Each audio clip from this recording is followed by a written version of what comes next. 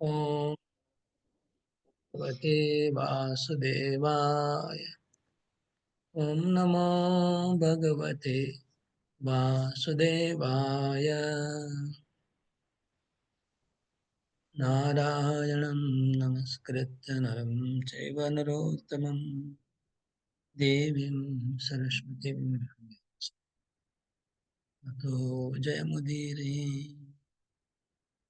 श्लोक नंबर श्रीमद् भागवतम पहला स्कंद दूसरा अध्याय श्लोक नंबर 13। अतः पुंभे द्विजश्रेष्ठा वर्णाश्रम विभागशः स्वनुष्ठितस्य धर्मस्य संसिद्धिर्हरितोषणम्। अतः पुंभेर्द्विजश्रेष्ठा वर्णाश्रम विभागशः स्वनुष्ठितस्य धर्मस्य संसिद्धिर्हरितोषणम्। अनुवाद पढ़ेंगे। मोहन व्रजराज को अनुवाद पढ़ेंगे। हरे कृष्ण। अतः हे द्विजश्रेष्ठ, निष्कर्ष ये निकला है कि वर्णाश्रम धर्म के अनुसार अपने कर्तव्य को पूरा करने से जो परम सिद्धि प्राप्त हो सकती है वो है श्री भगवान को प्रसन्न करना। हरे मोहन। तो हम पिछले श्लोक में पिछला श्लोक जो श्लोक नंबर 12 था वो अलग अलग स्टेज उसका था श्लोक का। स्टार्टिंग था पिछले श्लोक का मतलब अ, साधारण लेवल से कैसे उच्च स्तर पे एक भक्त जा सकता है, वो पिछले श्लोक का थीम है। जैसे श्रद्धा, पहले श्रद्धा का बात था, मतलब नए नए भक्त की बात थी जो श्रद्धा युक्त होगा और श्रद्धा से शुरू करेगा, लेकिन अभी उसके पास ज्ञान नहीं है, उसके बाद वैराग्य नहीं है। श्रद्धा के बाद श्रवण करेगा, भक्तों से श्रवण करते फिर वो ज्ञान और वैराग्य युक्त होगा और वर्णाश्रम का पालन करेगा, साथ साथ में ज्ञान वैराग्य युक्त। फिर उनकी भक्ति में ज्ञान वैराग्य युक्त होगा। ऐसे करते करते फिर पश्यन्ति आत्मनि च आत्मानो भक्त्या श्रुत गृहीत्या, उसके बाद उसको वेदांत श्रुत वेदांत का श्रवण करना था। वेदांत का श्रवण करने से और दृढ़ होगा भक्ति में, फिर वो परमात्मा का दर्शन करेगा, अनुभव होगा परमात्मा का उसको श्रवण करने के बाद। ये आ, श्रुत गृहीतया का अर्थ है वेदांत का श्रवण करना, जिससे वो कर्म कांड से निकल के ज्ञान की ओर आगे बढ़े, भक्ति की ओर आगे बढ़े। भक्ति करना था, कर्म वेदांत श्रवण और भक्ति भक्ति करने से परमात्मा का दर्शन कर पाएगा, अनुभव कर पाएगा।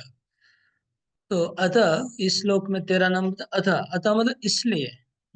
अतएव, अतएव मतलब जो पीछे बताया गया कैसे मनुष्य धीरे धीरे ऊपर उठ सकता है, उसके उत्तर में अतः इसलिए अ, भगवान ने वर्णाश्रम विभाग से वर्णाश्रम का सृष्टि किया है। इस तरह से मनुष्य को ग्रेजुअली भगवान की तरफ ले जाने के लिए वर्णाश्रम का विभाग है, वर्णाश्रम सृष्टि हुआ है। तो स्वनुष्ठित धर्म से, अगर कोई वर्णाश्रम धर्म को स्व अनुष्ठित सु अनुष्ठित मतलब अच्छे से अनुष्ठान करेगा, पालन करेगा, तो क्या होगा? हरितोषणम, भगवान की प्रसन्नता होगी, भगवान को प्रसन्न करना है। संसिद्धि, यही परफेक्शन है वर्णाश्रम का।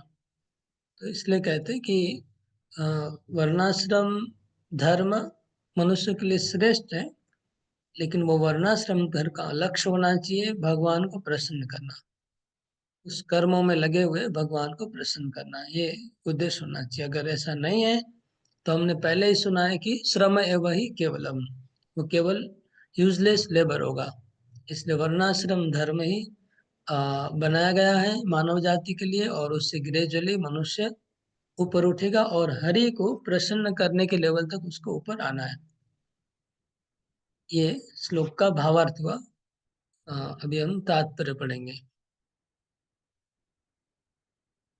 अ, उर्मिला, ललिता माता ही पढ़िए। हरे कृष्ण प्रभु। सारे विश्व भर में मानव समाज चार वर्गों, चार वर्णों तथा चार आश्रमों में विभक्त है। चार वर्ण है: बुद्धिमान वर्ग, योद्धा वर्ग, उत्पादक वर्ग तथा श्रमिक वर्ग। ये वर्ण अपने कर्म तथा गुण के अनुसार विभाजित किए गए हैं, जन्म के अनुसार नहीं।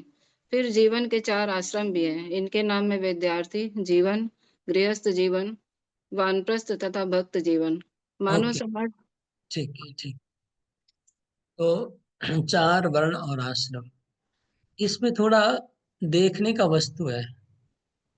इसमें अगर आप ये दो लाइन को अगर अच्छे से पढ़ेंगे तो आपको समझ में आएगा कि प्रभुपाद जी का आ, शास्त्रों का, प्रभुपाद जी का जो कमांड है वो अनपैरेलल है। वर्णाश्रम का बात कहीं भी विश्व में कोई करेगा तो पहले यही बोलेगा, ब्राह्मण क्षत्रिय वैश्य शूद्र, ब्रह्मचारी गृहस्थ वानप्रस्थ। प्रभुपाद ऐसा नहीं बोल रहे। देखिए प्रभुपाद ने क्या बोला है, ये ऐसा बात प्रभुपाद बोल रहे कि यूनिवर्सल है। विश्व में कोई भी व्यक्ति इसको तुरंत समझ जाएगा और स्वीकार कर लेगा। अगर ब्राह्मण क्षत्रिय वैश्य बोलेंगे तो कई लोग इंडिया में ऑब्जेक्शन कर देंगे, विदेश में तो करेंगे ही करेंगे। क्यों क्यों ऑब्जेक्शन करेंगे? क्योंकि ब्राह्मण के नाम से बहुत पॉजिटिव प्रॉब्लम भी है, नेगेटिव प्रॉब्लम भी है। इंडिया ने फेस किया है बहुत। तो पूरा हमारे संसद में अंबेडकर कितना प्रॉब्लम हुआ है ब्राह्मण की जाति को लेकर के। प्रभुपाद जाति से अलग करना चाह रहे हैं, मतलब जाति, जाति भी अच्छा है, जाति भी शास्त्रों में है, लेकिन एक्चुअली ये शब्दों को मिसयूज हो रहा है। जाति बहुत अच्छा चीज है। मनुष्य संहिता में सब जातियों का नाम लिखा है, और सब जातियों के कर्मों को भी लिखा हुआ है, क्या कर्म करना चाहिए कौन सी जाति को। तो जाति भी अच्छी चीज है, वर्ण भी अच्छी चीज है, लेकिन जो वर्ण और जाति के नाम से जो जो धोखाधड़ी हुई है, जो मिसयूज हुआ है, लोग उसे इतने परेशान है कि नाम सुनने से उनको घृणा हो जाती है। ब्राह्मण क्षत्रिय वैश्य शूद्र, वर्णाश्रम का नाम सुन के बहुत लोग नाराज हो जाते हैं। अ, तो प्रभुपाद जी ने जो साइंटिफिक नाम दिया इसको, ये नाम कितने क्लियर है। तो प्रभुपाद ने कहा चार वर्ण है। प्रभुपाद ने पहला वर्ण क्या क्या, बुद्धिमान वर्ग, ब्राह्मण नहीं बोला, इंटेलेक्चुअल क्लास इंग्लिश में बोलते हैं। तो इंटेलेक्चुअल क्लास तो पृथ्वी में सब लोग हैं, सब लोग खुशी हो जाएंगे। ओके, कोई बोलेगा "आज मैं इंटेलेक्चुअल क्लास हूँ", अच्छी बात है। मैं इंटेलेक्चुअल क्लास हूँ, क्या प्रॉब्लम है? जो लोग शिक्षक हैं, जो लोग डॉक्टर हैं, जो लोग साइंटिस्ट हैं, ये लोग फिर इंटेलेक्चुअल क्लास में आ जाएंगे सब। और फिलोसोफर्स हैं जो फिलोसॉफी का चर्चा कर रहे हैं, वो लोग सब इंटेलेक्चुअल क्लास में आ जाएंगे। दूसरा क्लास प्रभुपाद जी ने बताया योद्धा वर्ग। हम्म, योद्धा का इंग्लिश में क्या लिखा है, फाइटर्स लिखा है क्या? मार्शल क्लास लिखा था जी, मार्शल क्या? क्लास। मार्शल। ओके, मार्शल मतलब फाइटर, लड़ने वाले। तो यहाँ मार्शल लिखा है, लेकिन दूसरी जगह प्रभुपाद ने एडमिनिस्ट्रेटिव क्लास बोलते हैं, हाँ? प्रशासक वर्ग। तो एडमिनिस्ट्रेशन तो सारे वर्ल्ड में सब जगह होता है। एडमिनिस्ट्रेशन करना मतलब शासन करना। तो शासन करना अ, समाज का जो क्षत्रियों का काम है। तो क्षत्रियों के लिए प्रभुपाद जी ने बोला मार्शल। मार्शल मतलब जो अ, आप लोग सुने होंगे ना, कराटे वराटे होता है ना, मार्शल। तो वो लड़ाई करने का मतलब सूचक है। प्रभुपाद ने मार्शल वर्ड लिखा है, एडमिनिस्ट्रेशन भी नहीं लिखा है, क्योंकि एडमिनिस्ट्रेशन में एक दोष आता है कि वो लोग अपने एयर कंडीशन ऑफिस में बैठे बैठे एडमिनिस्ट्रेशन करते रहते हैं और पब्लिक को मरने देते हैं। लेकिन मार्शल मतलब उसको खुद को सामने जाके लड़ाई करना है, वो क्षत्रिय है। ऑफिस में बैठे बैठे एसी में वो क्षत्रिय नहीं है, वो शूद्र और वैश्य है। जो ऑफिस में वो बैठ के एयर कंडीशन में ऑर्डर चलाते हैं और बोलते हैं कि आप लोग लड़ाई करो, मार डालो, वो ऑफिसर है बड़े बड़े, लेकिन वो लोग लड़ाई करना नहीं चाहते। तो ये प्रभुपाद इसके खिलाफ है। प्रभुपाद ऑफिसर को जो खुद लड़ाई करने जाए वही क्षत्रिय है। पहले राजा लोग सामने रहते थे, मरते थे और उनके साथ रहते थे लड़ाई में। ऐसा नहीं कि राजा लोग अपने घर में बैठ के सैनिकों को भेज देते थे, ऐसा नहीं था। अभी ऐसा हो रहा है। अभी जो मिलिट्री कमांडर होता है वो कभी नहीं जाता है। जो चीफ मिलिट्री कमांडर है वो लोग अपने ऑफिस में, वीवीआईपी ऑफिस में लग्जरी में बैठे रहते हैं। हाँ, और अपने सैनिकों को मरने को भेजते रहते हैं।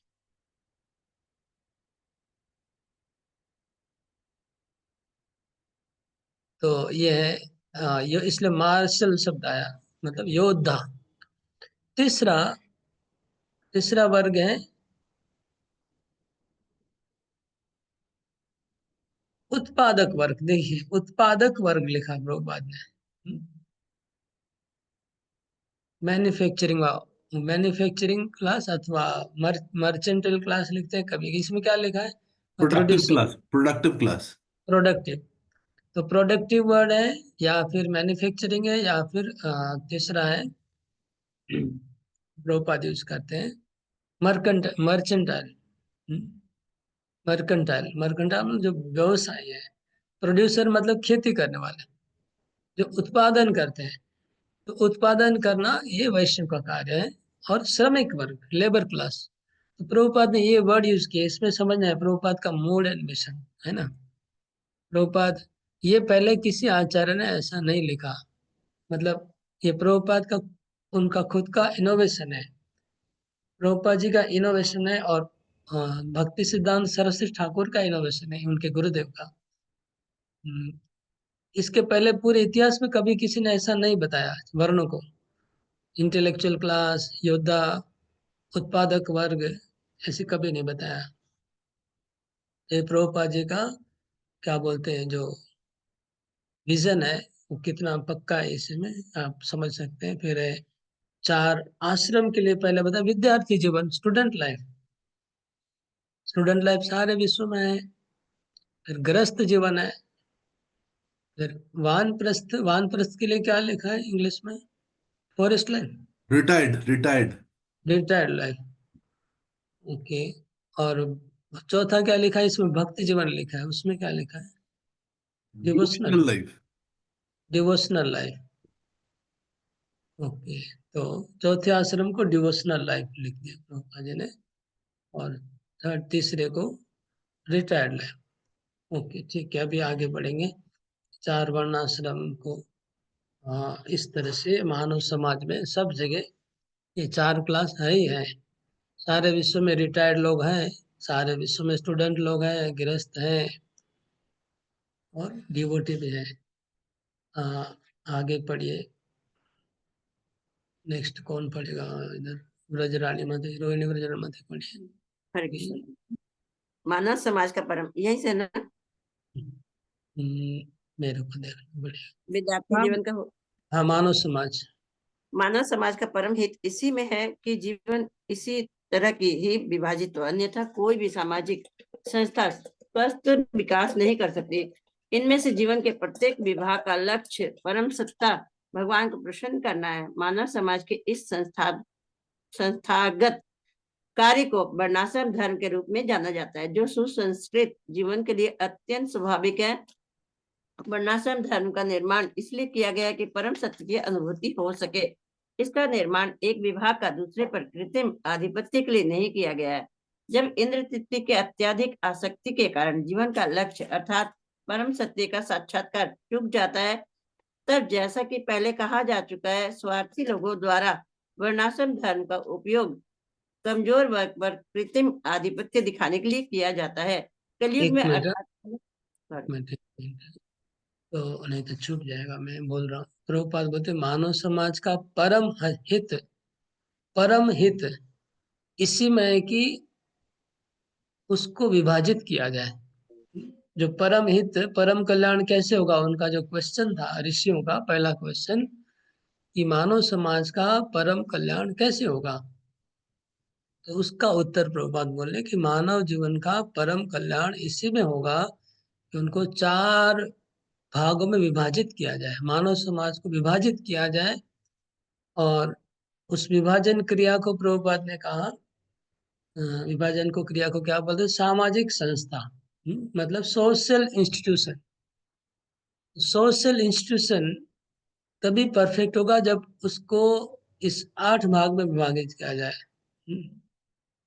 और इनमें से जीवन के प्रत्येक विभाग का लक्ष्य भगवान को प्रसन्न करना है। मतलब ये जो चाहे वो इंटेलेक्चुअल क्लास हो, चाहे योद्धा हो, श्रमिक हो, उत्पादक हो, स्टूडेंट हो, गृहस्थ हो, रिटायर्ड हो, सबका लक्ष्य होना चाहिए परम सत्ता परमेश्वर को प्रसन्न करना। सबका यही टारगेट। ऐसा नहीं कि मैं ऊपर जाने के बाद प्रसन्न करूंगा, ऐसा नहीं है।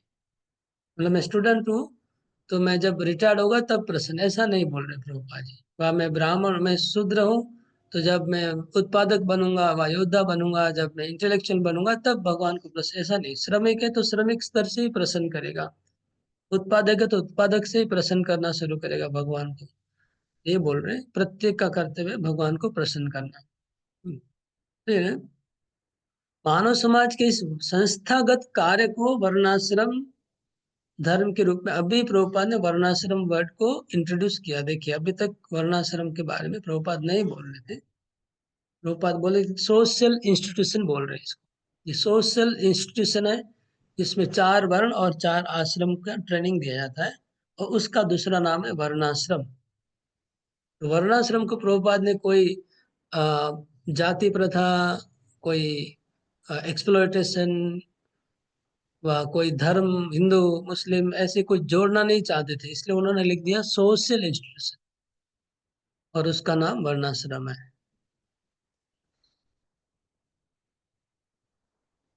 ओके। सुसंस्कृत जीवन के लिए अत्यधिक स्वाभाविक है, ये बहुत मतलब बहुत नेचुरल है। वर्णाश्रम इंस्टीट्यूशन बहुत नेचुरल है। सब लोग स्टूडेंट तो बनते ही है, गृहस्थ तो बनते ही है, रिटायर्ड तो होते ही है, नेचुरल। नहीं चाहते भी सब लोग फिर भी रिटायर्ड होना पड़ेगा, नहीं चाहते तो भी स्टूडेंट बनना पड़ेगा, नहीं चाहते तो भी गृहस्थ। ये जो 4 क्लास भी नेचुरल, इंटेलेक्चुअल क्लास रहेगा ही रहेगा।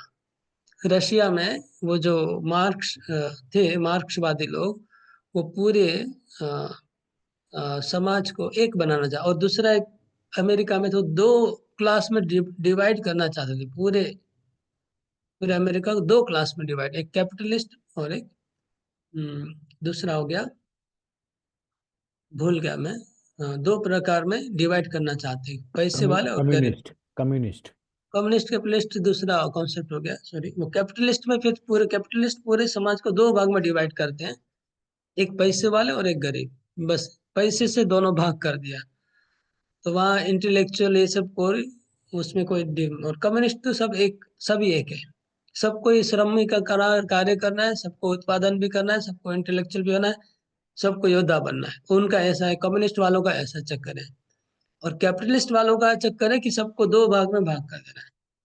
लेकिन कितना भी कोशिश करे, सब जगह 4 क्लास रहेंगे ही रहेंगे, इंटेलेक्चुअल रहेंगे ही, फाइटर्स रहेंगे ही स्वभाव के अनुसार। वो अस्वाभाविक था, इसलिए वो टिका नहीं, टूट गया वो लोग का, उनका वो बात टूट गया रशिया में जाके, कम्युनिज्म टूट गया। ओके, तो आगे वर्णाश्रम धर्म का निर्माण इसलिए किया गया कि परम सत्य की अनुभूति हो सके। तो वर्णाश्रम धर्म का निर्माण ब्राह्मणों को ऊंचा दिखाने के लिए नहीं है, शूद्रों को नीचा दिखाने के लिए नहीं है, वो है परम सत्य की अनुभूति के लिए है। कृत्रिम आधिपत्य के लिए नहीं है। आधिपत्य करने का जब चक्कर आ गया तभी प्रॉब्लम हो गया। तो क्यों आया? जब प्रभुपाद बोलते जब इंद्र तृप्ति की अत्यधिक आसक्ति के कारण जीवन का लक्ष्य परम सत्य को अनुभव करना नहीं है, और उनका जब इंद्र तृप्ति करना जीवन का लक्ष्य हो जाता है, तभी वर्णाश्रम को मिसयूज करने लगते हैं लोग। और फिर क्या करते हैं, कमजोर वर्ग के ऊपर आधिपत्य दिखाना शुरू कर देते हैं। ये वर्णाश्रम में प्रॉब्लम आता है। जब वर्णाश्रम धर्म में लक्ष्य बदल जाता है, जब लक्ष्य परम सत्य को खुशी करना नहीं होता है, लक्ष्य जैसे ही बदला तो फिर तुरंत वर्णाश्रम सिस्टम टूटना शुरू कर देगा। फिर क्या, सब लोग नीचे वालों को एक्सप्लॉइट करना शुरू करेंगे। ब्राह्मण क्षत्रियो को एक्सप्लॉइट करेंगे, क्षत्रिय वैश्य को एक्सप्लॉइट करेंगे, वैश्य शूद्र को एक्सप्लॉइट करेंगे। ऐसे पूरा समाज अपना आधिपत्य जमाना चाहेगा। तो ये प्रॉब्लम था। ओके, आगे पढ़िए रानी माता। ये थोड़ा 2-3 लाइन बचाना। कलयुग में अर्थात कलह प्रधान युग में यह कृत्रिम आधिपत्य पहले से चालू है, किंतु जो लोग सियाने हैं वे जानते हैं कि वर्ण तथा आश्रम विभाग सहज सामाजिक व्यवहार तथा उच्च विचार युक्त आत्म साक्षात्कार के लिए है, अन्य किसी प्रयोजन के लिए नहीं। यहाँ पर भागवत का कथन है कि जीवन का सर्वोच्च लक्ष्य या वर्णाश्रम धर्म की चरम सिद्धि यह है कि हम सब मिलकर परमेश्वर को प्रसन्न रखें। इसकी पुष्टि भगवत गीता 4.13 में हुई है। ओके, हरे कृष्ण। तो मुझे लग रहा है कि जैसे जैसे हम भक्ति वैभव में आगे बढ़ेंगे, तो आप लोग अगर नोटबुक में ही एक एक जगह कहीं पर भी नोटबुक में एक सेपरेट फाइल व पेज बनाइए। उस पेज में टॉपिक के हिसाब से, थीम के हिसाब से हम लोग वहाँ पर रेफरेंस नंबर, श्लोक नंबर लिखते जाएंगे। जैसे वर्णाश्रम के बारे में एक थीम हो गया, वर्णाश्रम लिखिए कहीं पर, और वर्णाश्रम का बेस्ट एक्सप्लेनेशन ये श्लोक के तात्पर्य में प्रभुपाद जी ने दिया है ना। वर्णाश्रम के ऊपर कभी भी कोई क्वेश्चन हो, कुछ समझना है, तो इसी श्लोक को हमको रेफर करना है, तात्पर्य को। तो इसलिए कहीं पर लिख लीजिए, अगर आपको वर्णाश्रम के बारे में कुछ पूछा जाएगा, अब आप बोलना है, तो ये श्लोक का तात्पर्य आपको यूज करना है। ऐसे ही अलग अलग टॉपिक होता है। जैसे हम लोग गीता में थीम वाइज स्टडी किया ना, गीता में हमने किया था देवता का पूजा, फिर अलग अलग थीम किया था। जैसे भागवत में भी स्टडी करते करते आगे बढ़ जाएंगे। वर्णाश्रम का इधर से लिख लीजिए, वर्णाश्रम यहाँ से हमको उठाना है। नेक्स्ट लो। अच्छा, ओके। तस्मादेकेन मनसा भगवान् शाश्वतां पतिः श्रोतव्य कीर्तितव्यश्च ध्येय पूज्यश्च नित्यदा। तस्मादेकेन मनसा भगवान् शाश्वतां पतिः श्रोतव्य कीर्तितव्यश्च ध्येय पूज्यश्च नित्यदा। तस्मादेकेन मनसा। नित्य श्रवण माता पढ़िए। हरे कृष्ण। अतएव मनुष्य को एकाग्र चित्त से उन पूर्ण पुरुषोत्तम भगवान के विषय में निरंतर श्रवण कीर्तन स्मरण तथा पूजन करना चाहिए, जो भक्तों के रक्षक हैं। ओके, तो यहाँ पर श्रवण, श्रोतव्य, श्रवण लिखा है, कीर्तितव्य, कीर्तन, श्रवण कीर्तन, और ध्येय, ध्यान, और स्मरण, 4 बार। और पूजा, पूज्य। तो श्रवण करना है, कीर्तन करना है, ध्यान करना है, और पूजा करना है। ये किसका? भगवान का।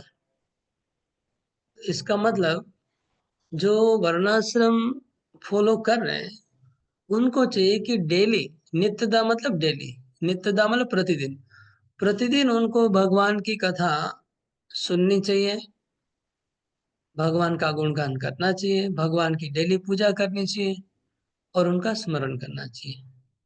ये अगर नहीं करता है वर्णाश्रम में रह के कोई, तो वो यूजलेस हो जाएगा, लेबर हो जाएगा। ये डेली रूटीन में होना चाहिए। ये तात्पर्य रासमणि ललिता माधवी तात्पर्य पढ़िए। हरे कृष्ण। यदि परम सत्य का साक्षात्कार ही जीवन का चरम लक्ष्य है तो इसे हर संभव साधन से अवश्य करना चाहिए। उपयुक्त वर्ण और आश्रम में से हर एक में गुणगान, श्रवण, स्मरण तथा पूजन, ये 4 विधियां सामान्य वृत्तियां हैं। इन जीवन सिद्धांतों के बिना कोई रह नहीं सकता। जीवों के कार्यकलाप जीवन के इन्हीं 4 विभिन्न सिद्धांतों में व्यस्त रहने से निहित है। विशेष रूप से आधुनिक समाज में तो मुख्यतः सारे कार्यक्रम श्रवण तथा कीर्तन पर ही मुख्यतः आधारित है। कोई भी व्यक्ति चाहे उसकी सामाजिक हैसियत कैसी भी क्यों ना हो, वह कुछ ही काल में विख्यात हो जाता है। यदि दैनिक समाचार पत्र उसका गुणगान करते हो, चाहे वह गुणगान झूठे हो या सच, कभी कभी किसी दल विशेष के राजनीतिक नेताओं का विज्ञापन समाचार पत्रों में प्रसारित होता है और ऐसे गुणगान की विधि से एक नगण्य व्यक्ति भी अल्प समय में महत्वपूर्ण बन जाता है। किंतु अयोग्य व्यक्ति के ऐसे झूठे प्रचार से ना तो उस व्यक्ति को लाभ होता है ना समाज का। भले ही ऐसे प्रचार की क्षणिक प्रतिक्रिया हो ले, किंतु इसका प्रभाव स्थायी नहीं होता है। अतः ऐसे कार्य समय का अपव्यय है। गुणगान तो उन पूर्ण पुरुषोत्तम भगवान का करना चाहिए जिन्होंने हमारे सामने प्रकट होने वाली प्रत्येक वस्तु को सृष्टि किया। हम इसकी विस्तृत व्याख्या भागवत के जन्मादर्श्य वाले प्रथम श्लोक के आरंभ में ही कर चुके हैं। अन्यों का गुणगान करने या अन्यों के विषय में सुनने की प्रवृत्ति को गुणगान के वास्तविक लक्ष्य परमेश्वर की ओर मोड़ना चाहिए। इससे सुख उपजेगा। हरे कृष्ण। देखिए प्रभुपाद बहुत ही सामान्य साधारण स्तर से लोगों को कैसे ऊपर उठाना है वो बात किया जा रहा है इसमें, कि जो लोग वर्णाश्रम में हैं, प्रभुपाद बोलते वो ऐसे भी ये 4 वृत्तियों के बिना रह नहीं पाएंगे। मतलब जो वर्णाश्रम के कोई भी मनुष्य है किसी न किसी का गुणगान किए बिना नहीं रहता है, प्रभुपाद जी ये बोल रहे हैं। और किसी न किसी के बारे में लोग सुनना भी चाहते हैं। कोई भी सुने बिना नहीं रहता है, बोले बिना नहीं रहता है ना। ये प्रभुपाद बोल रहे हैं। जैसे न्यूज़पेपर वाले बोल रहे हैं, न्यूज़पेपर वाले बक बक बक बक कर रहे हैं, मतलब अनलिमिटेड टॉक। न्यूज़पेपर हो चाहे सोशल मीडिया हो, खाली बकवास बक बक कर रहे हैं और पब्लिक क्या सुन रही है, पब्लिक उसको कंज्यूम कर रही है, डाटा को खा रही है वो जो बोल रहे हैं। और इधर डाटा प्रोड्यूस कर रहे हैं जो लोग बड़े बड़े सोशल मीडिया वाले हैं, वो डाटा प्रोड्यूस कर रहे हैं, मतलब वो कीर्तन कर रहे हैं और पब्लिक सुन रही है। इसी पे मुख्यतया तो वर्तमान में तो ये बहुत ज्यादा है। प्रभुपाद जी खुद बोल रहे हैं कि वर्तमान युग में तो बहुत ज्यादा एप्लीकेबल है। आज के डेट में तो लोग दिन भर श्रवण कर रहे हैं और वो लोग दिन भर कीर्तन कर रहे हैं आज के डेट में। पहले तो फिर भी कम था, लोग बिजी रहते थे, कर्म में व्यस्त रहते थे, कोई बिजनेस में व्यस्त है तो कोई खेती में व्यस्त है तो कोई लड़ाई में व्यस्त है।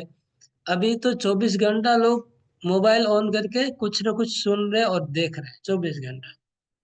और वो लोग भी 24 घंटा रील के बाद रील, वीडियो के बाद वीडियो खाली बनाए जा रहे। इसका मतलब आज की डेट में तो सबसे ज्यादा ये प्रभुपाद जी बोले, ये पॉइंट रिलेवेंट है कि भगवान का, भौतिक लोगों का अगर किसी को गुणगान नहीं करके अगर भगवान का गुणगान किया जाए तो सबका मंगल होगा। अभी प्रभुपाद जी बोल रहे हैं कि अगर छोटे से छोटे आदमी को अगर मीडिया वाले उठा ले, एक बार उसका प्रमोशन शुरू कर दे, तो वो इतना फेमस हो जाता है कि कोई उसकी, मतलब प्रभुपाद ने 50 साल पहले अनुभव किया ये चीज। ये मीडिया वाले कैसे एक नगण्य आदमी को उठा के ऊपर ले जा सकते हैं, प्रभुपाद ने 50 साल पहले अनुभव किया। न्यूज़पेपर वाले, उस समय न्यूज़पेपर था, और कोई नेता को भी बड़ा बना सकते, कोई नगण्य आदमी को बना। कल एक अचानक मेरे मोबाइल में वीडियो आया था कि कोई बंदर था किसी गांव में घर में, तो बंदर का वीडियो बना के वो इंटरनेशनल फेमस हो गया। खाली बंदर उसके घर में उत्पात कर रहा था, उसकी वीडियो बना के छोड़ दिया। मतलब बंदर कभी रोटी बेल रहा है तो बंदर कभी, मतलब नकल कर रहा था, झाड़ू पोछा मार रहा है, इसका वीडियो बनाया तो वो वर्ल्ड फेमस हो गया। मतलब इतना छोटा नगण्य एक कार्य को भी वर्ल्ड में फेमस हो जाते हैं।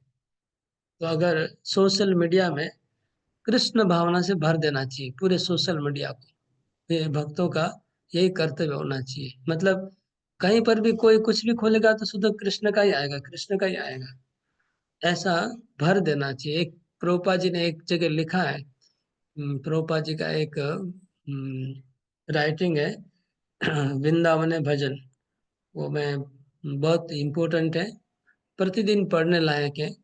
तो उसके लास्ट स्टांजा में प्रभुपाद ने लिखा है कि पूरे सोशल मीडिया को आ, पूरा इतना भर देना चाहिए, ओवरलोड कर देना चाहिए, ओवरलोड, सब लोग मिलके, सब इस्कॉन के डिवोटी अगर कंटेंट बनाना शुरू कर दे और ओवरलोड कर दे, कोई भी क्वेश्चन पूछेंगे तो वही आ जाएगा, भागवत से आंसर आएगा, गीता से आंसर आ जाएगा और शास्त्रों से आंसर आएगा। जो सर्च करेंगे तो खाली स्पिरिचुअल टॉपिक आता रहेगा। प्रभुपाद का ये इच्छा था और प्रभुपाद ने बहुत हद तक किया भी वो, तो बाकी आगे होगा जैसे जैसे। ठीक है, तो ये था इस श्लोक का उद्देश्य कि प्रभुपाद जी यही बोल रहे हैं कि सबको अपने अपने स्थान में रह के जो भी अपना कार्य कर रहा है, चाहे वो श्रमिक हो, चाहे वो इंटेलेक्चुअल हो, उसको डेली, प्रतिदिन कुछ समय देना पड़ेगा भगवान का कीर्तन करने में, श्रवण करने में, पूजा करने में और ध्यान करने में। ये जो नवविधा भक्ति है, उसमें से 4 को यहाँ पर इंक्लूड किया गया है ना। 4 को इंक्लूड किया गया जो कि बहुत बेसिक है। 4 ये 4 बहुत बेसिक्स है, बाकी थोड़ा, बाकी 9 में से बाकी चीजें उसके लिए ट्रेनिंग की जरूरत है, लेकिन ये बहुत बेसिक्स है 4। ओके, अगला श्लोक नंबर 15। यदनुध्यासिना कर्म ग्रंथि निबंधनम चिंदन्ति को विदास्तस्य को न कुर्यात् कथा रतिम्। यदनुध्यासिना युक्ता कर्म ग्रंथि निबंधनम चिंदन्ति को विदास्तस्य को न कुर्यात् कथा रतिम्।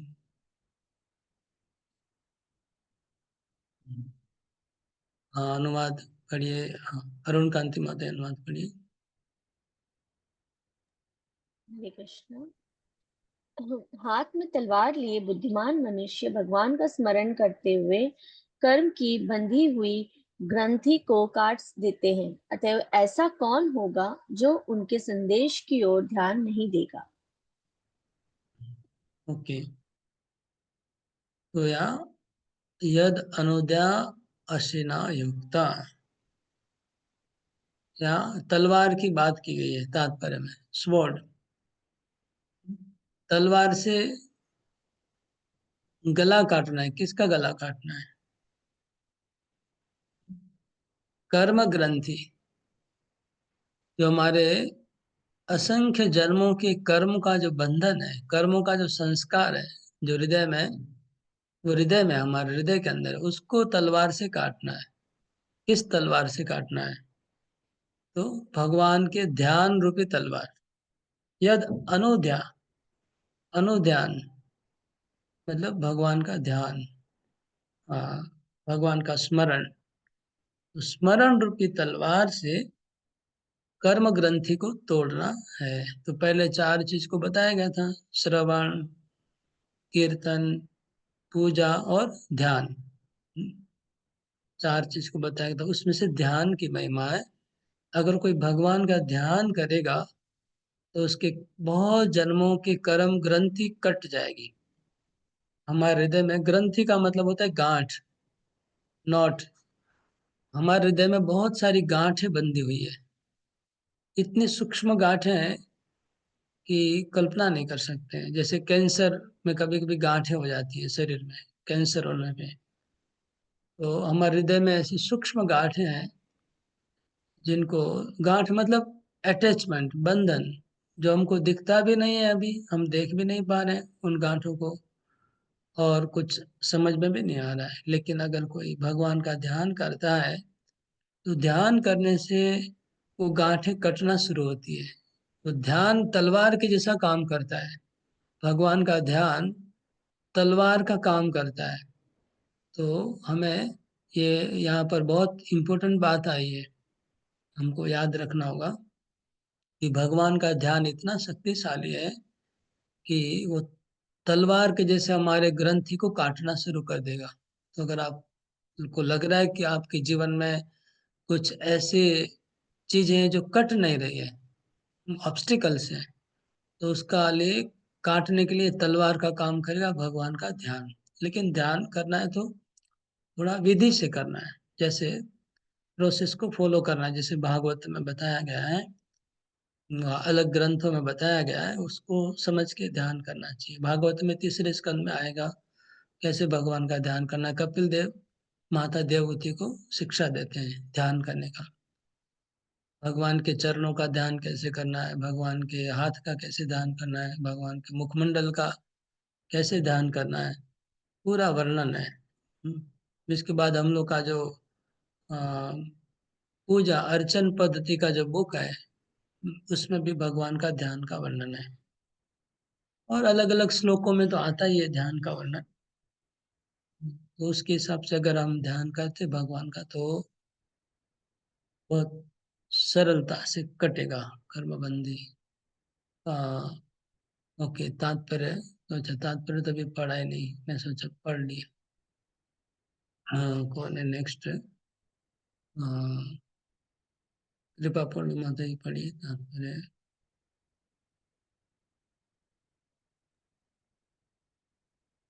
राइट। हरे हरे कृष्ण प्रभु। भौतिक तत्वों के संपर्क में आने से आध्यात्मिक स्फुलिंग एक ग्रंथि उत्पन्न कर देती है। अतः प्रभु यहाँ मंदिर में ना बहुत कीर्तन हो रहा है और साउंड आ तो नहीं रहा। ओके ओके, कौन से मंदिर में कीर्तन हो रहा है? प्रभु यहाँ सामने हनुमान मंदिर है ना, वहाँ पे आवाज नहीं आ सुबह रहा से है? 3:30 हम लोग नहीं को आ नहीं, रहा है तो आपको अगर डिस्टर्ब हो रहा है तो हम लोग को नहीं आ रहा आवाज। नहीं, ठीक है, हम कर ले रहे हैं। अतः जो कर्म के घात प्रतिघात से मुक्त होने का इच्छुक होता है उसे इस ग्रंथि को काटना होता है। मुक्ति का धर्म है कर्म के चक्र से छूटना। जो व्यक्ति निरंतर भगवान की दिव्य लीलाओं का स्मरण करता है वह स्वतः मुक्ति मिल जाती है, उसे स्वतः ही मुक्ति मिल जाती है। इसका कारण यह है कि भगवान की सारी लीलाएं भौतिक शक्ति के गुणों से परे होती है। ये दिव्य लीलाएं परम आकर्षक होती है। अतः इसके निरंतर सानिध्य से बद्ध जीव क्रमशः आध्यात्मिक बन जाता है और अंततः उसकी भव बंधन की ग्रंथि कट जाती है। ओके, अतएव भव ठीक है। उसके भौतिक बंधन की ग्रंथि कट जाती है। आगे पढ़ेगा। प्रभुपाद जी बोल रहे हैं कि भौतिक तत्वों के संपर्क में आने से आध्यात्मिक स्फुलिंग, स्पिरिचुअल स्पार्क, एक ग्रंथि उत्पन्न कर देता है। मतलब आत्मा, जो स्पिरिचुअल स्पार्क है, आत्मा वो जैसे भौतिक जगत, भौतिक तत्व के संस्पर्श में आत्मा आता है। मतलब आत्मा जब पृथ्वी जल अग्नि वायु आकाश जो भी है, मिट्टी का पिंड है, उससे जब आत्मा जुड़ता है तो उसके साथ एक ग्रंथि उत्पन्न करता है। प्रभुपाद जी बोल रहे हैं जैसे हम आत्मा है, हम इस शरीर में जुड़े हैं, इस शरीर के साथ एक हमारा गांठ बन गया है। और शरीर के जितने भी रिश्ते हैं, माता पिता बहन भाई, सबसे एक एक गांठ जुड़ा हुआ है। ऐसे असंख्य गांठ हैं हमारे, आत्मा के साथ जुड़ गई है। ये गांठ कैसी है? ये गांठ यही है कि आप सोचते कि मेरी माँ है, ये जो आपका अंदर विचार है ना कि वो मेरी माँ, ये विचार, ये एक गांठ है। एक्चुअली तो हमने कई जन्म ले चुके हैं, लेकिन क्यों ऐसा लग रहा है कि ये मेरी माँ है? वो तो आत्मा है, वो तो कई बार माँ हुई है, कभी बहुत कुछ हो गया होगा। मेरे पिता है, ये मेरा पुत्र है, जो मैं सोच रहा हूँ कि ये मेरा बेटा है, क्यों आपका बेटा थोड़ी है, वो तो आत्मा है, वो तो कई बार कितने कितने का बाप बन चुका होगा, तो एक्चुअली बेटा नहीं, लेकिन मैं सोच रहा हूँ मेरा बेटा है। ये इसको गांठ कहते हैं। तो ये तो एक एग्जाम्पल दिया, ऐसे असंख्य गांठ हैं कि मेरा चश्मा है, मेरा लैपटॉप है, मेरा मोबाइल है, मेरा घर है, मेरा गाड़ी है। तो मेरा मेरा मेरा जितना भी है, और मैं जितना भी है, सब गांठें हैं आत्मा की। ये गांठें आत्मा बना लेता है, आत्मा जैसे ही गिरता है तुरंत सबको अपना अपना बना लाने की कोशिश करता है। अभी हम लोग का अगर मृत्यु होगा और दोबारा जन्म होगा, तो जहां जन्म होगा ना, तुरंत हम लोग कैप्चर करना शुरू करेंगे। छोटा बच्चा भी खिलौना को पकड़ता है, और कोई आने से रोता है, वह उसको मारता है, किसी को देना नहीं चाहता है खिलौना को। तो जन्म से हम लोग कैप्चर करना शुरू कर देते हैं फिर से, मेरा मेरा मेरा मेरा मेरा। फिर वहां से हमको अगर मर जाएंगे, उठा के दूसरे कहीं फेंकेंगे, तो आत्मा को आप जहां भी फेंकिए वहां चिपक जाता है, और वहां पर सबको अपना अपना बनाना शुरू कर देता है। ये आत्मा का ही प्रॉब्लम है। तो इसलिए इस ग्रंथि को काटने का उपाय, मतलब एक जगह से दूसरा जगह डालने से काम नहीं होगा। हम्म। हाँ, मोहन ब्रजराज ने कमेंट किया कि गीता में जो तलवार था वो वैराग्य था, वैराग्य की तलवार से बोले काटना है, लेकिन यहाँ पर भगवान के ध्यान का तलवार यूज करने को कहा गया है, जो उससे श्रेष्ठ है। ओके। तो अतः जो कर्म घात प्रतिघात से मुक्त होने का इच्छुक होता है, उसे ग्रंथि को काटना होता है। मुक्ति का अर्थ है इस चक्र से छूटना। मुक्ति का अर्थ है 84 लाख के चक्र से छूटना। अगर जो भगवान की निरंतर भगवान की दिव्य लीलाओं का स्मरण करता है, उसे स्वतः मुक्ति मिल जाती है। उसका कारण यह है कि सारी लीलाएं भौतिक शक्ति के गुणों से परे हैं। तो भगवान की दिव्य लीलाओं का ध्यान करने से बोलते कि कर्म बंधी कट हो जाएगी, वह मुक्ति हो जाएगी। क्यों? क्योंकि हमारी जो चेतना है अभी भौतिक विचारों में फंसी हुई है। अगर हम भगवान की लीला का ध्यान करेंगे तो हमारी चेतना आध्यात्मिक विचार में फंस जाएगी, भगवान की लीला में फंसी रहेगी, तो ऑटोमेटिक हम भौतिकता से निकल जाएंगे। ये प्रभुपाद जी बोल रहे हैं। ये रहे। ये सारी दिव्य लीलाएं परम सर्व आकर्षक होती है। भगवान की जो लीला है वो सर्वाकर्षक है, हमारे चित्त को भी आकर्षण कर लेगी भगवान की लीला। इस प्रकार भगवान के आध्यात्मिक कार्य का सतत सानिध्य बद्ध जीव को क्रमशः आध्यात्मिक बना देता है। लेकिन हम जब भगवान की लीला का चिंतन करेंगे, तो हमको ये ध्यान रहना चाहिए कि आध्यात्मिक लीला है, ये आध्यात्मिक है, ये पारमार्थिक है, ये स्पिरिचुअल है। ये दिमाग में होना चाहिए, नहीं तो प्रॉब्लम होगा। तो वो जो आध्यात्मिक है ऐसा समझेंगे और फिर ध्यान करेंगे तो क्या होगा, तो हम भी आध्यात्मिक बन जाएंगे। क्योंकि हम जैसा ध्यान करेंगे वैसा ही बन जाते हैं ना। अगर हम उसको आध्यात्मिक समझ पाएंगे फिर ध्यान करेंगे तो हम आध्यात्मिक बन जाएंगे। आ, फिर आगे लिखा है, आ, ये एक बात दो बार लिखी है इसमें ना, एक ही बात को दो बार लिखा गया है। इस प्रकार भगवान के आध्यात्मिक कार्य का सतत सानिध्य बद्ध जीव को क्रमशः आध्यात्मिक बना देता है, तथा सानिध्य से बद्ध जीव क्रमशः आध्यात्मिक, एक ही बात दोबारा है, बना देता है। ये लाइन रिपीट हुआ है, पता नहीं क्यों। तथा अंततः उसकी भौतिक बंधन ग्रंथि छिन्न हो जाती है। क्योंकि आगे कौन है नेक्स्ट पढ़ने में, मधुरीला माता ही पढ़िए आगे का। अतएव भवबंधन से मुक्ति मिलना भक्ति का गौण फल है। केवल आध्यात्मिक ज्ञान की प्राप्ति से ही मुक्ति निश्चित नहीं होती। ऐसे ज्ञान के ऊपर भक्ति का लेप चढ़ाना जरूरी है, जिससे अंततः भक्ति की ही प्रधानता बनी रहे, तभी मुक्ति संभव होती है। यहाँ तक कि सकाम कर्मियों के कर्म भी यदि वे भक्ति से लेपित हों तो उन्हें मुक्ति की ओर ले जा सकते हैं। भक्ति से लेपित कर्म कर्म योग कहलाता है। इसी प्रकार भक्ति से लेपित अनुभव गम्य ज्ञान ज्ञान योग कहलाता है। किंतु शुद्ध भक्ति योग ऐसे कर्म तथा ज्ञान से स्वतंत्र है, क्योंकि यह अकेले न केवल बद्ध जीवन से मोक्ष दिलाने वाला है, अपितु भगवान की प्रेमा भक्ति भी प्रदान करने वाला है। ओके, तो देखते हैं इसमें।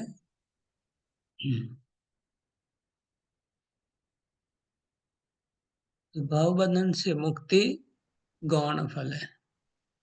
आध्यात्मिक ज्ञान से मुक्ति निश्चित नहीं होती। ऐसे ज्ञान के ऊपर भक्ति का लेप चढ़ाना जरूरी है। देखिए, तो ज्ञान के ऊपर भक्ति का लेप, ज्ञान के ऊपर भक्ति का लेप का मतलब हो गया भक्ति मिश्र ज्ञान। और कर्म के ऊपर भक्ति का लेप लगाएंगे तो उसको कहेंगे भक्ति मिश्र कर्म। इसी प्रकार जब भक्ति के ऊपर ज्ञान का लेप चढ़ाएंगे तो ज्ञान मिश्रा भक्ति, भक्ति के ऊपर योग का लेप चढ़ाएंगे तो योग मिश्रा भक्ति, भक्ति के ऊपर कर्म का लेप चढ़ाएंगे तो कर्म मिश्रा भक्ति, है ना। ये बात है। तो यहाँ पर क्या हो रहा है कि एक व्यक्ति ऑलरेडी भौतिक स्वर्णाश्रम सिस्टम को फॉलो कर रहा है, इसलिए मतलब वो कर्म कर रहा है, और उसके ऊपर भक्ति का लेप चढ़ाया जा रहा है। तो उससे क्या हो रहा है कि वो व्यक्ति धीरे धीरे भक्ति और कर्म के प्रभाव से वो संसार से वैराग्य और आध्यात्मिक ज्ञान उसको प्राप्त हो रहा है। ये बोल रहे हैं प्रभुपाद जी, उसको धीरे धीरे वैराग्य भी होगा और ज्ञान भी होगा भक्ति के द्वारा।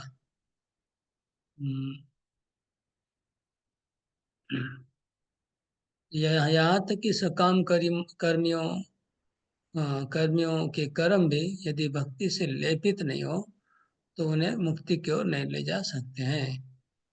भक्ति से लेपित कर्म कर्मयोग कहलाता है, और भक्ति से लेपित ज्ञान ज्ञान योग कहलाता है। लेकिन शुद्ध भक्ति योग कर्म और ज्ञान से स्वतंत्र है। तो यहाँ समझ लीजिए कि कोई भी कर्म अगर भक्ति से लेपित होता है तो उसको कर्म योग कहलाएगा, और जो ज्ञान है वो भक्ति से लेपित होने से ज्ञान योग कहलाएगा।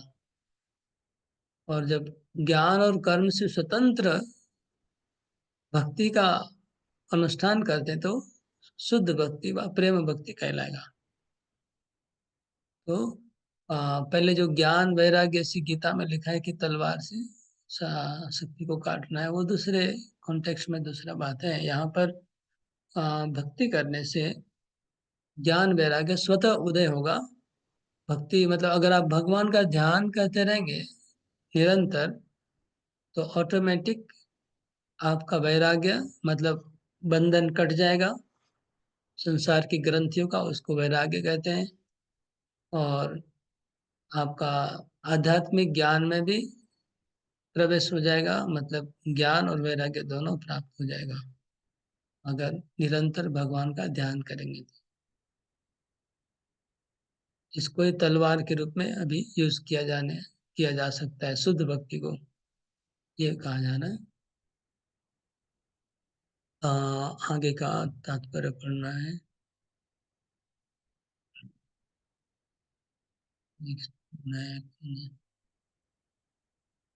ओके, सत्यनारायण माता जी पढ़िए फिर से। हरे कृष्णा प्रभु जी। प्रभु जी, एक क्वेश्चन था मेरा हम्म, कि ये जिसे इसमें प्रभुपाद जी ने लिखे हैं कि शुद्ध भक्ति योग ऐसे कर्म तथा ज्ञान से स्वतंत्र है, क्योंकि ये अकेले ही न केवल बद्ध जीवन से मोक्ष दिलाने वाला है, अपितु भगवान की प्रेमा भक्ति भी प्रदान करने वाला। पता कैसे चलेगा प्रभु जी कि हम भक्ति योग में हैं? हम लोग तो कर्म ही कर रहे हैं ना प्रतिदिन। हाँ, हम लोग जो इसमें कर्म योग लिखा है ना, हम लोग का कर्म योग भी हो रहा है, जरूर हम लोग कर्म कर रहे हैं जो संसार में है, बिजनेस कर रहे हैं, क्योंकि उसमें भक्ति भी साथ में कर रहे हैं, इसलिए वो कर्म योग है। और ठीक है, और इसको कर्म मिश्रा भक्ति भी कह सकते हैं कि भक्ति तो कर रहे हैं, साथ में कर्म कर रहे हैं। अभी उस कर्म को अगर आप केवल ही केवल भगवान की संतुष्टि के लिए करेंगे तो वो निष्काम कर्म हो जाएगा, फिर सकाम कर्म नहीं रहेगा। सकाम कर्म का ऊपर भक्ति का लेप है तो कर्म योग है, लेकिन निष्काम कर्म उससे थोड़ा ऊपर है। और आ, एक हो गया, अगर आप बिजनेस कर रहे हैं, नौकरी कर रहे हैं, और आप ये सोच के करें कि मैं भगवान की खुशी के लिए कर रहा हूँ, तो निष्काम कर्म होगा। और आप केवल भगवान का ही काम करेंगे और कुछ नहीं, तो वो शुद्ध भक्ति आएगा। उसमें फिर कर्म और ज्ञान का कुछ चक्र नहीं है। तो वर्णाश्रम सिस्टम वही है। अभी हम लोग, आप लोग वर्णाश्रम सिस्टम में ही है ना, गृहस्थ जीवन, मतलब वर्णाश्रम सिस्टम में रहते रहते हमको श्रवण कीर्तन भक्ति का अनुष्ठान करते रहना है, यही बोल रहे हैं। ध्यान करना, पूजा करना, श्रवण कीर्तन करते रहना है। करते करते बंधी कट, ग्रंथि कट जाएगी। जब कर्म की ग्रंथि कट जाएगी तो आप वहां पर ही रहते हुए शुद्ध भक्ति हो जाएगी, फिर उसको छोड़ना नहीं पड़ेगा। वो उसी कर्म में रहते हुए शुद्ध भक्ति पे पहुंच जाएंगे। शुद्ध भक्ति कैसे परीक्षा होगी? परीक्षा यही है कि आपका शुद्ध भक्ति का एक ही लक्षण है कि भगवान का स्मरण निरंतर बना रहे। तो स्मरण अगर निरंतर बना रहेगा कर्म करते करते, तो शुद्ध भक्ति हो रही है। तो प्रभु जी, ये शुद्ध भक्ति ना, मतलब जो निरंतर शुद्ध भक्ति नहीं, जैसे निरंतर स्मरण तो मैंने सिर्फ एक ही बार देखा था, जब आपने हम लोगों को प्रोजेक्ट दिया था ना कि सबको बोलना है। 1 महीना पहले आप जब वो कर रहे थे, गोप कुमार की जब स्टोरी चल रही थी, तो आपने, भागवत कथा अमृतम। हाँ, तो सब लोग को एक एक प्रोजेक्ट दे दिया गया था कि सबको इस दिन बोलना है। तो 2 महीना पहले से दे दिया। अब 2 महीना तक तो सिर्फ उसी में डूबे रह गए हम लोग, उसी को पढ़ रहे, उसी को बोल रहे, उसी को याद कर रहे, तो वो निरंतर हो गया था। मैंने ये फील किया था। अरे हाँ, बस ऐसा ही। तो अभी ऐसा ही, ऐसा ही जो चीज हमारे लाइफ में महत्वपूर्ण हो जाता है उसका हम ध्यान करते हैं ऑटोमेटिक। जैसे अभी आपका बच्चे का शादी है, तो आप पिछले 6 महीने से खाली बच्चे का शादी के बारे में सोच रहे होंगे कि कौन सा साड़ी खरीदना है, कौन सा घड़ी खरीदना है, कौन से बाजार में जाना है। तो 24 घंटा खाली बच्चे का ही, सोते उठते जागते खाते पीते खाली शादी का ही स्मरण हो रहा है। अभी मधुलीला माता का वही अभी चल रहा है मेडिटेशन, आपका हो गया। तो यही है, क्योंकि वो आपके लिए बहुत महत्वपूर्ण इवेंट है शादी का, बच्चे का। तो इसी तरह एक समय आपके लिए वो भागवत का जो बोल रहा था 5 मिनट, वो बहुत महत्वपूर्ण हो गया था, इसलिए उसमें डूबे हुए थे कि हमको बोलना है 5 मिनट, तो हमको अच्छे से बोलना है। लोग खराब बोलेंगे तो लोग क्या सोचेंगे, प्रभु जी क्या सोचेंगे, हमको अच्छा बोलना है। तो वो आपके लिए महत्वपूर्ण हो गया। इसी प्रकार जब हमारे लिए ये महत्वपूर्ण हो जाए कि ये जीवन नश्वर है, हम मर जाएंगे किसी भी समय, हमको भगवान भगवान के पास जाना है, भगवान के धाम जाना है, ये जब बहुत महत्वपूर्ण बन जाएगा हमारे लाइफ में, और भगवान का स्मरण बना। प्रहलाद महाराज स्मरण में एक्सपर्ट है, वो हमेशा टेंस भगवान का स्मरण करते रोते रहते थे हमेशा कि भगवान कब मिलेंगे, भगवान कब मिलेंगे, भगवान कब मिलेंगे, बहुत ईगरनेस। तो उनके कॉन्स्टेंटली प्रहलाद महाराज का भगवान का स्मरण होता था, क्योंकि वो बहुत ही व्याकुल रहते थे भगवान को मिलन के लिए। तो हम लोग को वो तड़प नहीं है, भगवान को मिलने की तड़प नहीं है, क्योंकि हम लोग सुख खुशी हो जा रहे हैं ना, हम लोग को संसार में सुख में तृप्ति हो जाती है, इसलिए हम लोग को तड़प नहीं, अंदर से तड़प उसको रहती है जिसको संसार सुख जीरो हो गया है, वह संसार सुख से जो डिटाच्ड हो गया है, उसके अंदर तड़प बनी रहती है। हम लोग के अंदर तड़प थी एक समय, लेकिन अभी वो धीरे धीरे वो अग्नि जैसे बुझ जाती है, ऐसे भगवान की तरफ जो आकर्षण वो भी बुझ गया है। इसी कारण से हो सकता है थोड़ा भक्तों का संग ऑलरेडी थोड़ा थोड़ा हरिनाम करके ऑलरेडी कुछ भक्ति का रस आस्वादन मिल रहा है, इस ये भी एक कारण है। और दूसरा कारण है भौतिक आसक्ति की वजह से नहीं हो रहा है तड़प। तो मोहन राज पुनः हाथ उठाया, बताइए। प्रभु जी, एक छोटा सा प्रश्न मेरा भी था। जैसे पिछले पैराग्राफ में भगवान की लीला को बहुत महत्व दिया गया, किंतु अपने लोग जब ये मंगला कार्तिक करते हैं तो माधुर्य लीला गुण रूप नाम नाम, तो लीला गुण और रूप को तीनों को एक साथ में एक ही स्तर पे रख रहे हैं। इतना लीला को इतना इतना क्यों अधिक इसमें ये बताया गया है इसमें? नहीं, लीला तो आपको तात्पर्य में लिखा है, ठीक है ना। श्लोक में तो क्या लिखा है, हम लोग को कभी भी कोई सिद्धांत को लेना है तो पहले ओरिजिनल श्लोक को पकड़ना चाहिए, फिर अनुवाद पकड़ना चाहिए, फिर तात्पर्य में आना चाहिए। तो तात्पर्य में क्या है, भावार्थ के हिसाब से कुछ लिखा जाता है, लेकिन वो कभी श्लोक को कॉन्ट्रडिक्शन नहीं होगा तात्पर्य में जो भी लिखा होगा। तो तात्पर्य में प्रभुपाद ध्यान का जब निरंतर बोल रहे हैं ना लीला का, उसका मतलब उसमें नाम और गुण इंक्लूड है। बिना नाम का लीला ध्यान नहीं करना, नाम चलता रहेगा, पहला क्वालिटी है। ये जो लीला का ध्यान करने के बाद प्रभुपाद जी बोल रहे हैं, उसमें फर्स्ट क्राइटेरिया है कि हरि नाम निरंतर होना चाहिए। जब हरि नाम निरंतर होता रहेगा नॉन स्टॉप, उसके बाद ही भगवान का रूप, भगवान का गुण और भगवान के लीला। इसलिए ऐसा नहीं कि हमको 10 साल हरि नाम करेंगे, फिर 5 साल हम रूप का ध्यान करेंगे, फिर 5 साल, ऐसा कुछ नहीं है। फिर 5 साल हम गुणों का ध्यान करेंगे, फिर लीला का ध्यान, ऐसा कोई सिस्टम नहीं है।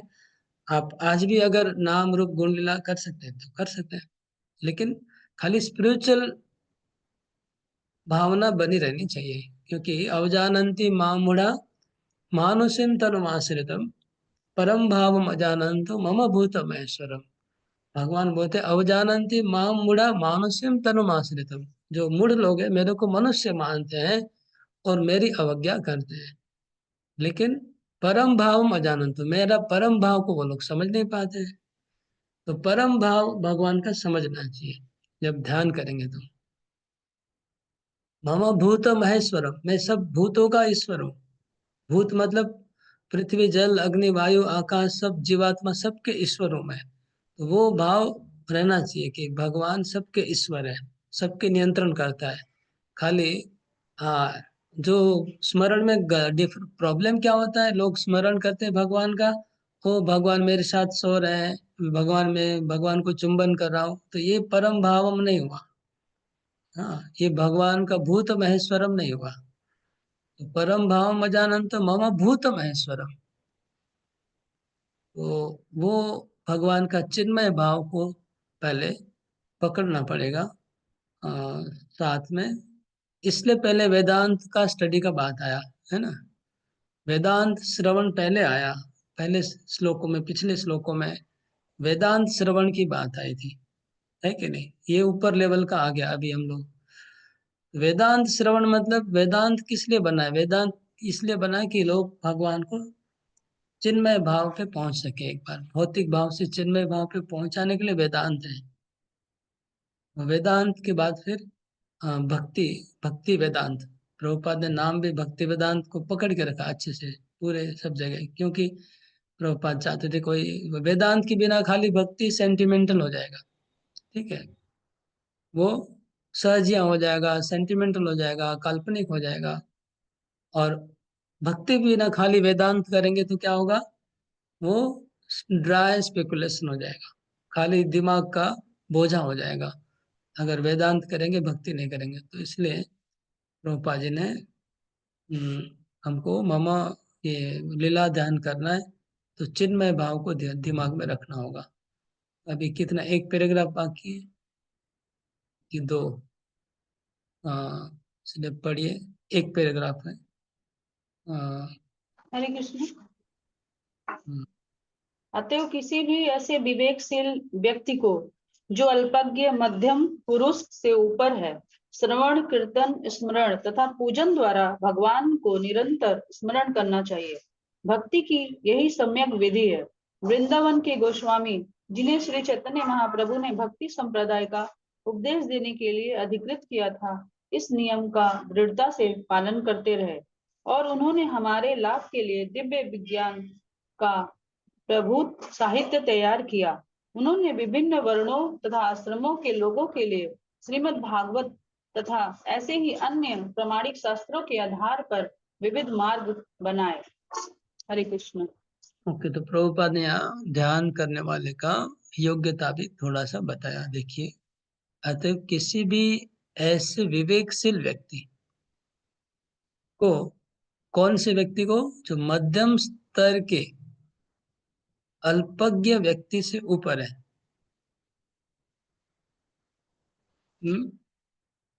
उसको, उससे भगवान के बारे में श्रवण, कीर्तन, ध्यान और पूजा करके निरंतर उनका स्मरण करना चाहिए। तो मध्य, ये क्या है मध्यम स्तर से? आ, इसका अर्थ क्या हुआ, कोई बता सकता है? मध्यम वो स्तर के उत्तम अल्पज्ञ, अधिकारी होंगे।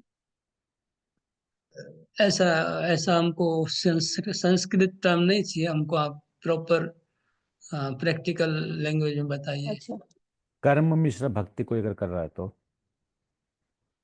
आप भी संस्कृत टर्म यूज कर रहे हैं, कर्म मिश्रा भक्ति, प्रैक्टिकली कुछ बताना पड़ेगा। क्या बता रहे हैं Prabhupada? Therefore, any sensible man who is above the average man with a poor fund of knowledge, ठीक है। यहाँ पर कोई मध्यम अधिकारी ऐसा कोई, ये ट्रांसलेशन में कभी कभी गड़बड़ होता है, इसलिए मैं इंग्लिश को बीच बीच में रेफर कर रहा हूँ। देखिए, मैंने बोला ना, कभी कभी तात्पर्य नहीं समझ में आने से श्लोक को रेफर करना पड़ता है, और हिंदी नहीं समझ में आने से इंग्लिश को रेफर करना। एवरेज मैन लिखा है, average man does not mean मध्यम अधिकारी। कर्म मिश्रा भक्ति भी मीनिंग नहीं करता है। एवरेज मैन मतलब जनरल कोई भी पीपल। साधारण व्यक्ति, कोई भी साधारण, सेंसिबल मतलब जिसको थोड़ा सा विवेक है। सेंसिबल मतलब, या विवेकशील भी बहुत कंफ्यूजन हो रहा था। विवेकशील का एक अर्थ बहुत ऊंचा होता है, लेकिन इंग्लिश में सेंसिबल मैंने लिखा है। सेंसिबल थोड़ा सा विवेकवान व्यक्ति, थोड़ा सा विवेक है जिसके अंदर, जो मूर्ख नहीं है। Prabhupada poor fund of knowledge मतलब मूर्ख।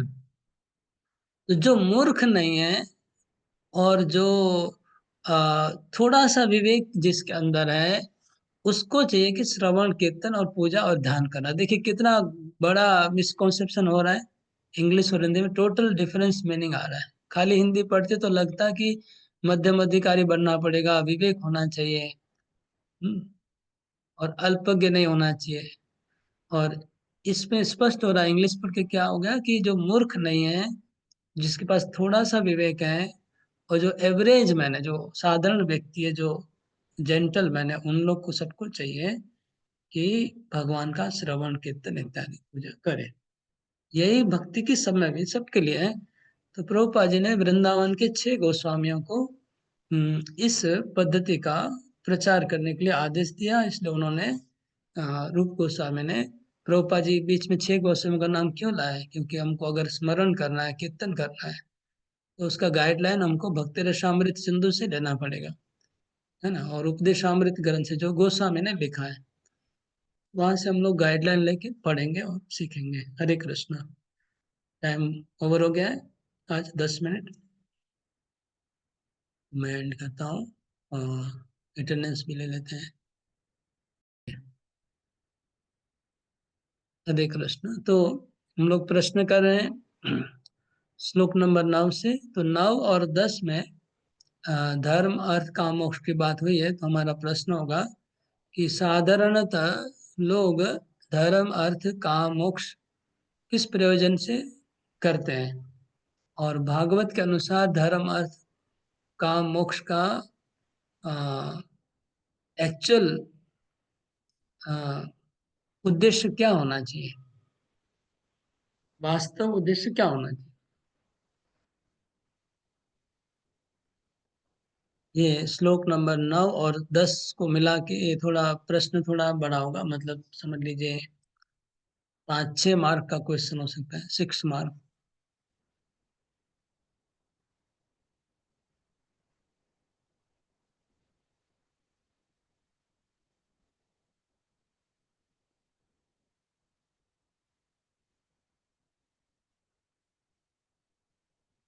ये 9-10 इसमें कवर हो गया है, लेकिन और भी कोई बात है कि नहीं? अभी अच्छा हुआ आपने याद दिला देने, तो और लेट होने से तो और प्रॉब्लम हो जाता।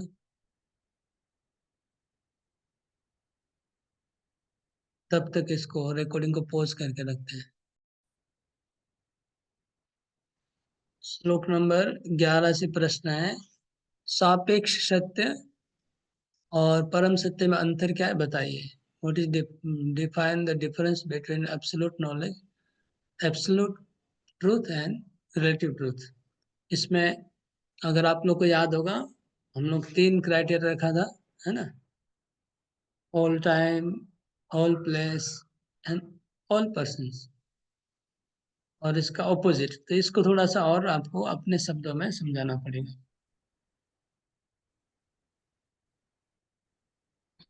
खाली ऑल टाइम ऑल ये मैं बोला लिख देने से नहीं होगा, आपको उसका मतलब क्या समझाना होगा।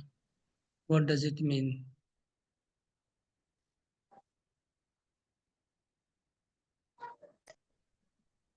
तो समझ के लिखिएगा, समझ के लिखिएगा। ओके, और कोई प्रश्न, कोई नोट दिया हमने, बताइए। ज्ञाता और ज्ञेय, हाँ, को भी एक क्वेश्चन। निरपेक्ष, अच्छा इसमें आया निरपेक्ष और एब्सोल्यूट, उसमें आ रहा है, ज्ञाता ज्ञेय का बाद भी उसी के अंदर आया।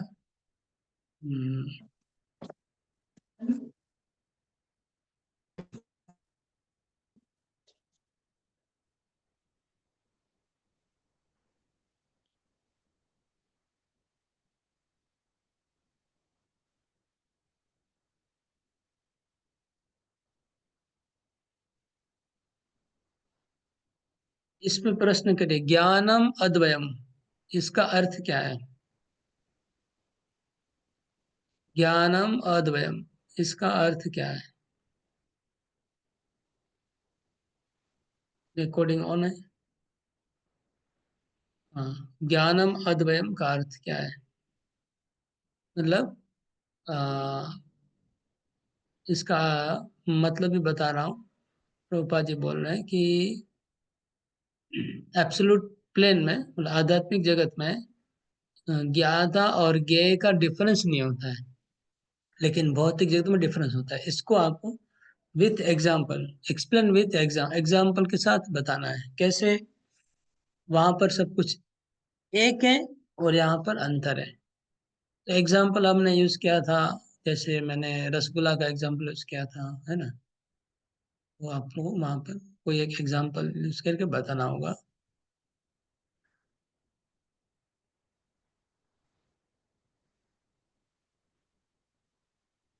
बारह नंबर श्लोक में कोई, मैंने बोला है कुछ मार्क करने को, कोई है प्रश्न,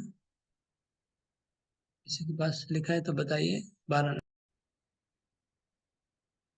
श्लोक नंबर 12 के लास्ट पैराग्राफ से क्वेश्चन है कि कौन सा जो धर्म प्रचारक व भक्ति का प्रचारक है, वो व्हेन इज कंसिडर्ड ऑथराइज्ड और अनऑथराइज्ड, अधिकृत व अनधिकृत, कब उसको माना जाएगा।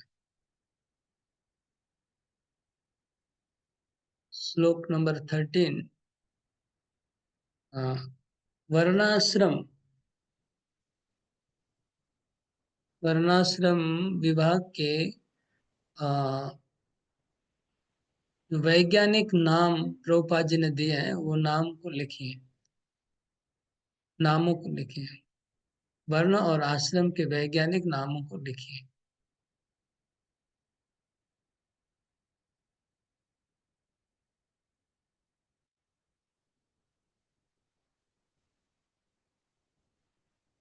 और श्लोक नंबर 14 के तात्पर्य के हिसाब से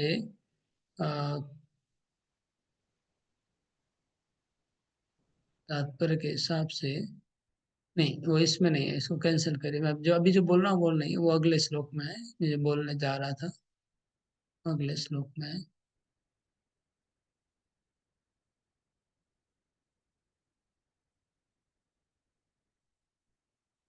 ओके, तो अभी वर्णाश्रम प्रथा ब्रेक कब हो जाती है, टूटती कैसे है। हम्म? वर्णाश्रम प्रथा कैसे टूट जाती है।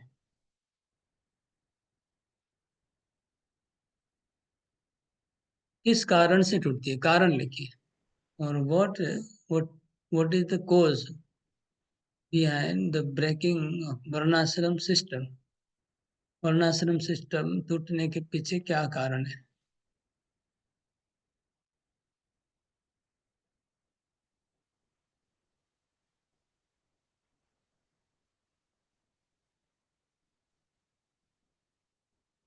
चौदह नंबर श्लोक से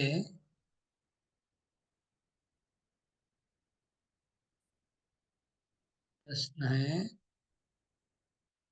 मैं वो देख रहा हूँ कर्म योग ज्ञान योग का जो बात लिखा था, तो 14 नंबर श्लोक से कुछ अभी नहीं कर रहा हूँ। क्वेश्चन 15 में जा रहा हूँ सीधा।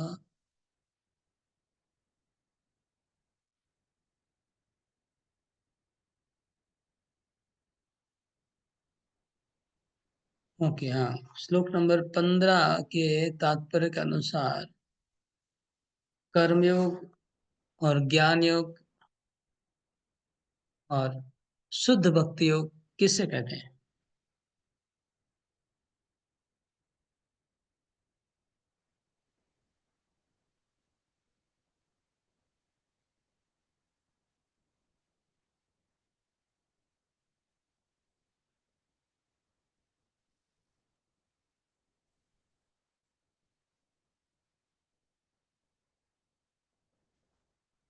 ओके, हो गया।